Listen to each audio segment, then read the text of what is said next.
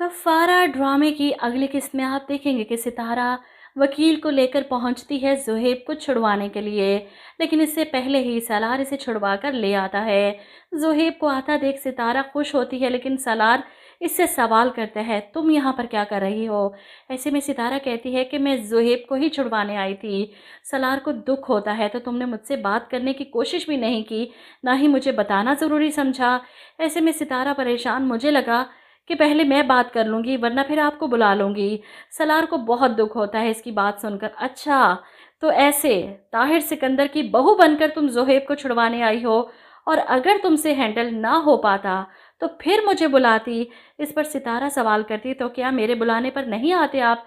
इसकी बात के जवाब में सलार इमोशनल हो जाता है। अगर तुम मेरी बीवी और मोहब्बत बनकर मुझे बुलाती ना, तो मैं जहन्नुम में भी आ जाता। और अगर ताहिर सिकंदर की बहू बनकर मुझे बुलाओगी ना, तो तुम्हारे ख्याल में भी नहीं आऊँगा। वो सितारा को वार्न करके वहाँ से चला जाता है। इसे बहुत गुस्सा है सितारा पर, इसकी बीवी होने का तो हक अदा नहीं कर पाई, लेकिन इतने बड़े आदमी की बहू होने का खूब फ़ायदा उठा रही है। खैर, ज़ुहैब को लेकर घर पहुँचती है ताकि अपने ताया से मिल सके। ऐसे में इसकी नज़र पड़ती है खिड़की की दूसरी तरफ। किरण जो पंखे से लटकने की कोशिश कर रही थी, फ़ौरन सलार के साथ दरवाज़ा तोड़कर अंदर आती है, इसे रोकती है, बचाती है। इसकी इस हरकत पर सलार को गुस्सा आता है। ये क्या करने जा रही थी तुम? तुम्हें अंदाज़ा भी है इस बात का कि तुम्हारे माँ बाप पर क्या गुजरेगी इस सब के बाद? ऐसे में किरण कहती है, इसीलिए तो खुद को ख़त्म करने जा रही थी, क्योंकि मैं जानती हूँ कि मैंने सबके सर झुका दिए। ऐसे में सलार इसे हौसला देता है, किसने कहा तुमने सबके सर झुकाए हैं? वो शौकत साहब और शाहिदा बेगम से कहता है, मैं मानता हूँ इससे गलती हुई, लेकिन इसका ये मतलब नहीं कि इंसान एक गलती को छुपाने के लिए एक और गुनाह कर बैठे।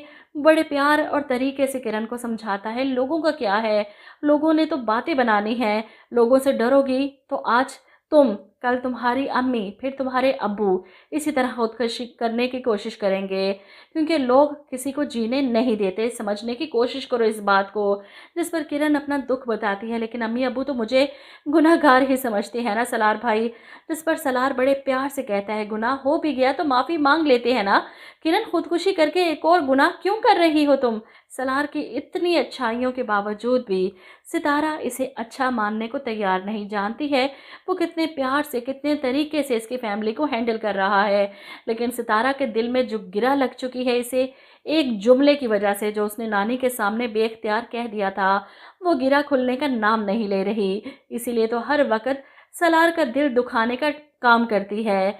इसके घर के मामलात हैंडल करने के बाद घर वापस जाती है तो ज़ारा बेगम इनके घर में आकर चीख रही हैं, मीडिया के सामने आकर मुझे बुरा बनाकर, आपकी बहू ने कोई बड़ा कारनामा सरअंजाम नहीं दिया।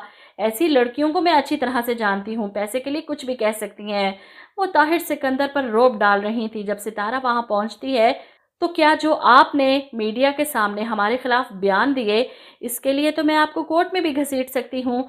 यह सुनकर तो ज़ारा हत्थे से उखड़ जाती है, तुम्हारी हिम्मत कैसे हुई मुझे ये धमकी देने की कि तुम मुझे कोर्ट में घसीटोगी? तुम हो कौन? जिस पर सितारा बड़े रौब के साथ जवाब देती है, मैं की बहू हूँ।